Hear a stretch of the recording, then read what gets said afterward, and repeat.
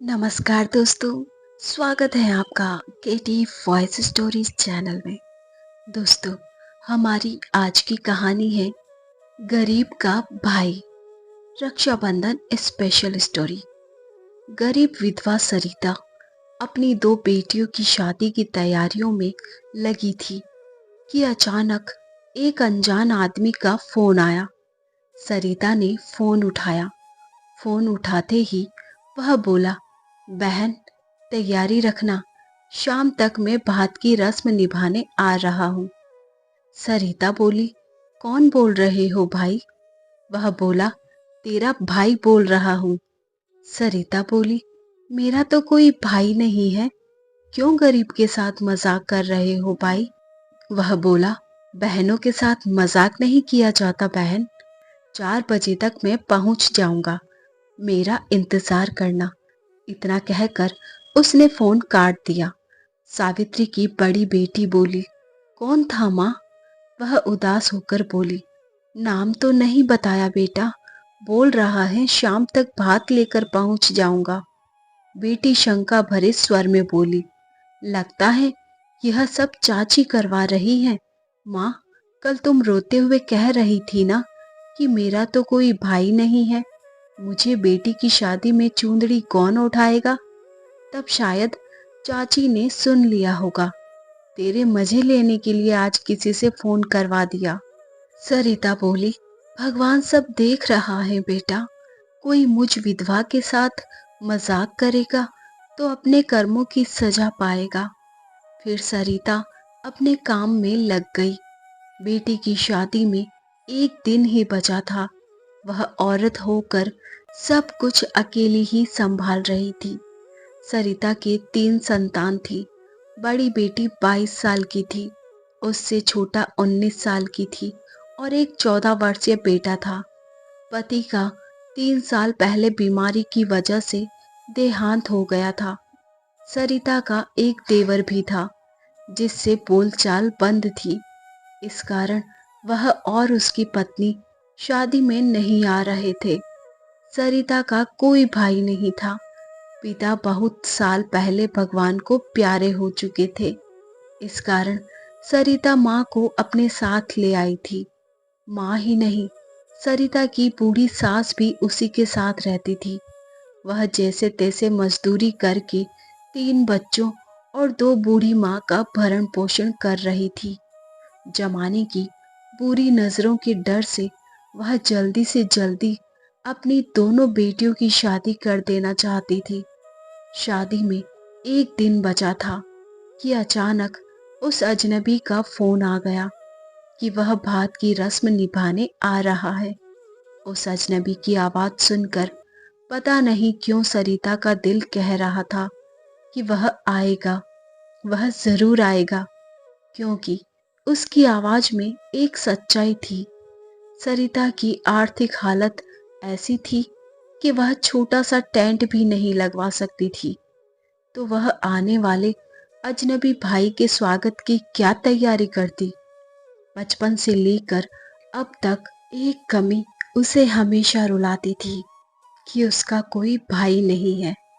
बच्चों की शादी के समय तो यह कमी उसे सूल बनकर चुभने लगी थी।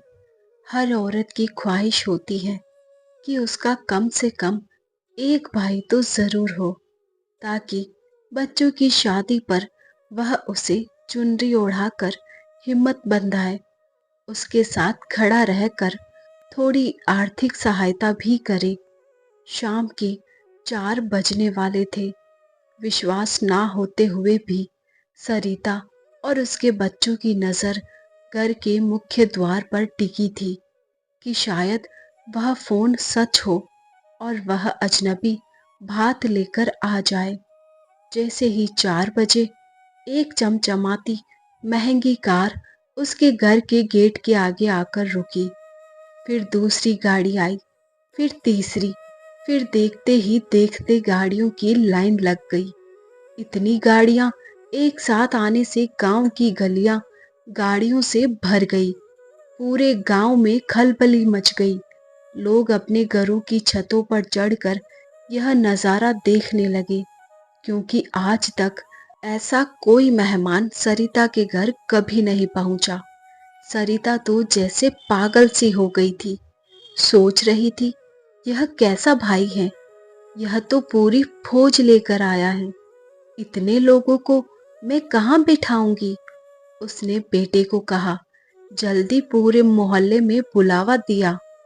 बोलना मेरी माँ का भाई भात लेकर आया है। वह भागकर अंदर गई और भाई के तिलक और आरती के लिए थाली तैयार करने लगी थी। धीरे धीरे गाड़ियों से उतरकर भांति सरिता के घर के गेट के आगे इकट्ठे होने लगी। सभी बड़े वीआईपी लोग लग रहे थे। पड़ोस की औरतें दौड़ दौड़ कर सरिता के घर आ रही थी। आते ही पूछती, बहन, अपना यह अमीर भाई कहाँ छुपा कर रखा था? कौन है यह? कहाँ रहता है? पहले कभी बताया नहीं तुमने। सरिता बेचारी क्या जवाब देती। उसे तो खुद ही नहीं पता कि यह भाई है कौन। अचानक यह कहाँ से आ गया। सरिता के सारे भाइयों ने पानी भी नहीं पिया। वह सीधे भात भरने लगे। सबसे पहले जो आदमी आया वह तिलक लगवाते समय बोला, बहन, पहचाना क्या? सरिता ने ना में गर्दन हिलाई। तब वह बोला, बचपन के दिन याद करो, जब एक 8 साल का बच्चा हमारे गांव के जोहड़ में डूब रहा था। तब तुमने अपनी जान पर खेलकर उसकी जान बचाई थी। मैं वही हूँ। सरिता बोली, तुम आनंद हो? मगर तुम लोग तो किसी शहर में जाकर बस गए थे। वह मुस्कुराते हुए बोला, हाँ बहन, शहर जाने के बाद पिताजी का काम अच्छा चल निकला। फिर हम लोग कभी गांव लौटकर वापस नहीं आए। मैं तो सब कुछ भूल चुका था।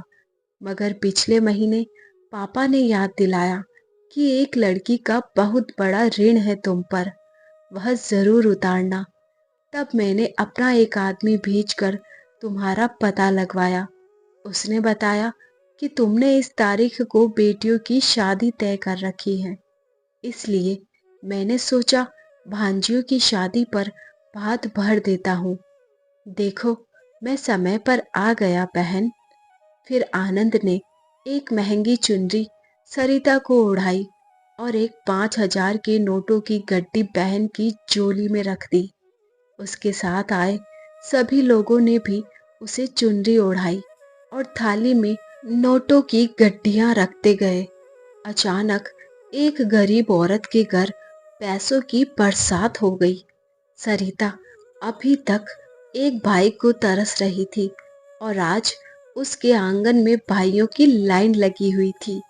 जो भी देख रहा था सदमे में आ गया।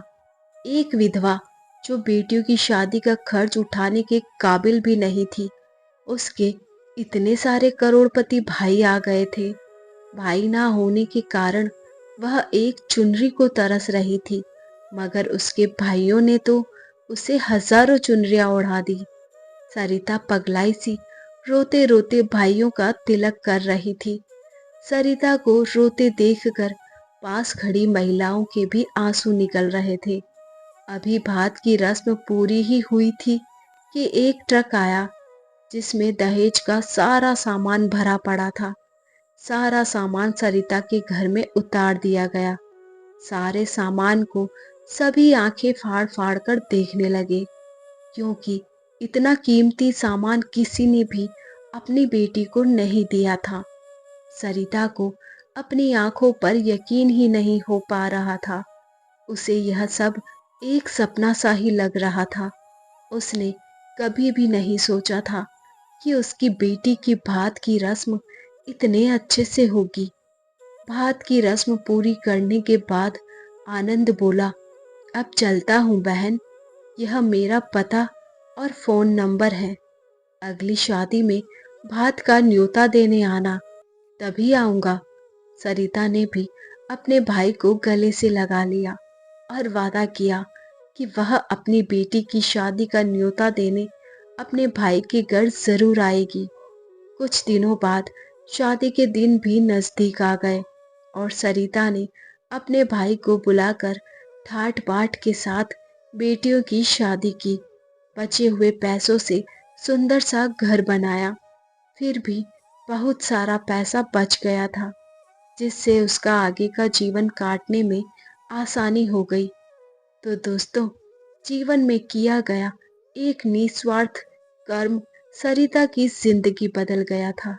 वह एक ईमानदार और दयालु महिला थी, इसलिए ईश्वर ने उसे अचानक इतना बड़ा तोहफा दिया कि वह खुद ही इसका यकीन नहीं कर पा रही थी। जहां वह एक भाई को तरस रही थी, वहां उसके हजारों भाई उसकी बेटी की भात की रस्म में आकर एक साथ खड़े हो गए। इतनी बड़ी खुशी पाकर उसका दामन खुशियों से भर गया। तो दोस्तों, ये थी हमारी रक्षाबंधन स्पेशल भाई बहन की कहानी। And happy Rakshabandhan. आप सभी को राखी की बहुत शुभकामनाएं। Thanks for watching.